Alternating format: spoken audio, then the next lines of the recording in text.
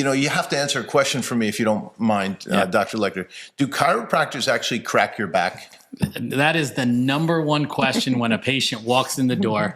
No matter what office, who you are, every patient will say, "You're a chiropractor, you crack backs, you crack joints."